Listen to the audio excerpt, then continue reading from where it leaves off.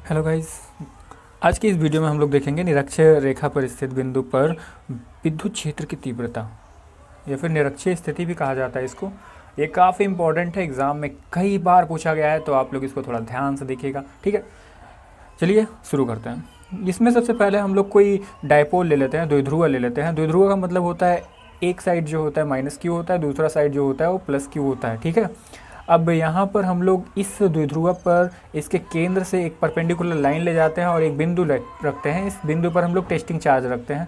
अब इस testing charge पर इस माइनस क्यू के कारण विद्युत क्षेत्र की तीव्रता और इस प्लस क्यू के कारण विद्युत क्षेत्र की तीव्रता को हम लोग फाइंड करते हैं। ठीक है, और आगे यही हमने लिखा है यहाँ पर। माना कोई बिंदु P निरक्षीय स्थित रेखा पर स्थित है, माइनस क्यू तथा प्लस क्यू आवेश के कारण विद्युत क्षेत्र बिंदु P पर विद्युत क्षेत्र की तीव्रता ज्ञात करनी है। ठीक है, अब जैसे कि आप टेस्टिंग चार्ज जो होते हैं वो पॉजिटिव होते हैं और ये माइनस है, नेगेटिव है, तो इन दोनों के बीच में तो अट्रैक्शन फोर्स वर्क करेगा। सो इसकी डायरेक्शन जो होगी इस साइड में होगी। ओके, नाउ इसी मतलब ये प्लस क्यू है और ये भी प्लस क्यू है, तो इस पे जो होगा इसके दोनों के कारण रिपल्सन फोर्स वर्क करेगा, तो इसका जो डायरेक्शन होगा वो इस आउटर साइड में होगा, बाहर की तरफ। ठीक है, सो अब ये इस साइड में आ रहा है, ये इस साइड में जा रहा है। हम लोग एक चीज़ जानते हैं कि प्रक्षेप गति क्या होता है कि मतलब हम लोगों का ऐसे ना वो हॉरिजॉन्टली होता है ना ही परपेंडिकुलर होता है, तो बीच में जाता है। ठीक है, तो इसके दो कंपोनेंट बन जाते हैं, कॉस थीटा में और एक साइन थीटा में। जो बेस होता है वो कॉस थीटा होता है, जो लंबवत होता है वो साइन थीटा होता है, या फिर कह सकते हैं कि जो थीटा एंगल्स के करीब होता है वो कॉस थीटा हो, जो दूर होता है वो साइन थीटा होता है। ठीक है, तो इसके लिए डायरेक्शन ये है, इसके लिए एंगल ये है और ये बेस है। ठीक है, सो ये हो जाएगा हम लोगों का E1 cos थीटा और ये वाला हो जाएगा हम लोगों का E1 sin थीटा। ध्यान से देखिए, यहाँ छोटकू से लिखे हैं हम। ठीक है, अब इसके लिए यहाँ पर रिपल्सन हो रहा है, तो यहाँ पर ये E2 sin थीटा, सॉरी ये बेस हो जाएगा इसके लिए, तो ये E2 cos थीटा हो जाएगा और ये E1 sin थीटा हो जाएगा। अब चूंकि हम जो है इसका डिस्टेंस निकाल लेते हैं कि AP की डिस्टेंस कितनी है, ये दोनों आवेश माइनस क्यू तथा प्लस क्यू आवेश की बिंदु P से दूरी, तो दूरी कितनी हो जाएगी, AP और BP जो है दोनों बराबर हैं।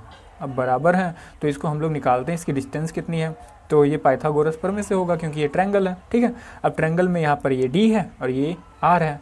अब चूंकि ये हाइपोटेंस है या फिर कर्ण है, तो इसको हम लोग आसानी से निकाल सकते हैं पाइथागोरस प्रमेय से। ठीक है, कर्ण स्क्वायर इज इक्वल टू लंब स्क्वायर प्लस बेस स्क्वायर या फिर आधार स्क्वायर। ठीक है, तो उस फार्मूले से हम निकाले तो AP या फिर BP के वैल्यू दोनों सेम आई। ये कितनी आई, √R square plus D square, और ये भी क्या हो जाएगा, R square plus D square. Okay, दोनों की वैल्यू सेम है, तो दोनों की वैल्यू हमने रख दी है। अब आगे जो है ये क्या है कि मतलब हाँ, तो यहाँ पर माइनस क्यू के कारण हम लोग बिंदु P पर तीव्रता निकालेंगे। चूँकि हम जानते हैं कि विद्युत क्षेत्र की तीव्रता क्या होती है किसी पॉइंट पर, तो वो हम लोग लिख देते हैं E1 इज इक्वल टू 1/4πε0 और डिस्टेंस का स्क्वायर, AP का स्क्वायर। यहाँ का डिस्टेंस जो है AP है तो इसका स्क्वायर हो जाएगा, तो 1/4πε0 यहाँ का डिस्टेंस जो है वो √R square plus D square है। चूँकि ये R स्क्वायर खुद है तो मतलब इसका स्क्वायर और इसका अंडर रूट मतलब दोनों कैंसिल हो जाएंगे, सो हम लोगों को मिलेगा 1/4πε0 Q/R square plus D square. Okay, इतना समझ में आया, तो आगे देखते हैं। अब प्लस Q के कारण बिंदु P पर विद्युत क्षेत्र की तीव्रता। अब दोनों जब ट्रायंगल समान है तो दोनों पर समान फोर्स लगेगा, इसलिए इसका भी 1/4πε0 Q/R square plus D square. चूँकि दोनों समान है तो E1 बराबर E2 भी होगा। अब हम आगे जो है इसमें टोटल निकालते हैं। हम लोगों का ये E1 हो गया। ठीक है, विद्युत क्षेत्र की तीव्रता E1 हो गई। इस पर हम लोग को मालूम है कि हम लोगों को 1/4πε0 Q/R square plus D square मिल रहा है। ये E2 हो गई, इसको भी हम लोग को पता है क्या मिल रहा है। ठीक है, अब हम लोग जो है टोटल निकालेंगे। टोटल का डायरेक्शन क्या होगा, देखो क्या है, एक इस साइड में आ रहा है, एक इस साइड में। अगर टोटल हम लोग निकालेंगे तो ये बीच की साइड से ऐसे जाएगा। ओके, ये हम लोग का E1 हो गया, ये E2 हो गया, ये बीच की साइड से ऐसे जाएगा। ठीक है, सो यहाँ पर हम लोग देखते हैं कि ये क्या होगा, ये E1 cos थीटा होगा और ये E2 cos थीटा हो जाएगा, ये E1 sin थीटा हो जाएगा, ये E1 sin थीटा हो जाएगा।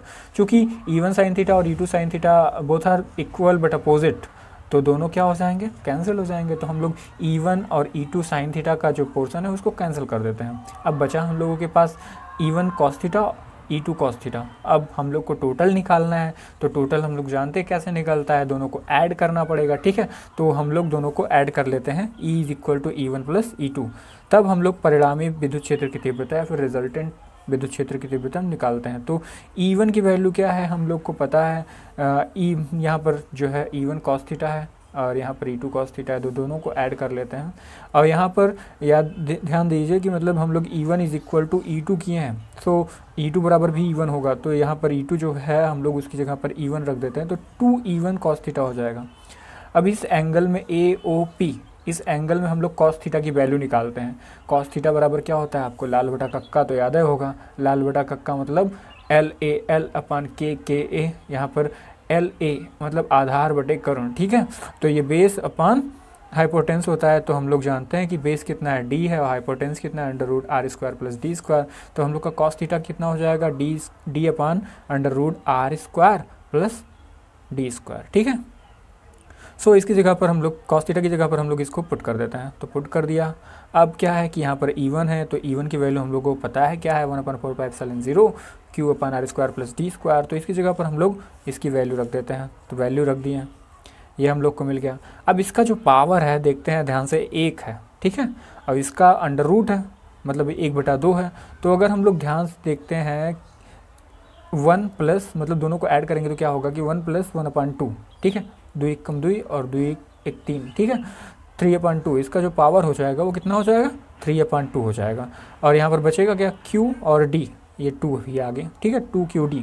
सो इसको जो बचता है उसको उतार लेते हैं, ओके। अब हम लोग जानते हैं कि डाइपोल बराबर क्या होता है कि मतलब बेलागुर बराबर होता है Q2D, ठीक है। ये हम लोग का P बराबर Q2D होता है। अब यहाँ पर 2 है, यहाँ पर Q है, यहाँ पर D है, तो इन तीनों की जगह पर हम लोग क्या लिख सकते हैं, केवल एक P लिख सकते हैं, तो इसकी जगह पर हम लोग P लिख दिया। और यहाँ पर नीचे R3, ठीक है, 1/4πε0 P/R3। दिशा धनात्मक से ऋणात्मक की तरफ, ठीक है। यहाँ पर जो डायरेक्शन होता है वो पॉजिटिव से नेगेटिव की तरफ होता है, और ये हम लोग उसी को वेक्टर के फॉर्म में रखे हैं। तो यहाँ पर जो R होता है, आप कहेंगे, सोच रहे होंगे कि ये D कहाँ चला गया, तो D बहुत ही कम होता है R से, R की तुलना में D बहुत कम है, इसलिए हम लोग D को नेगलेक्ट मान लेते हैं। तो D इज़ नेगलेक्टेड। ना अब हम लोगों के पास केवल R बचता है, तो हम लोग उसको रख देते हैं, E बराबर 1/4πε0 P/R3। अगर आपको वीडियो पसंद आया हो तो मेरे चैनल को सब्सक्राइब कर लीजिएगा। धन्यवाद।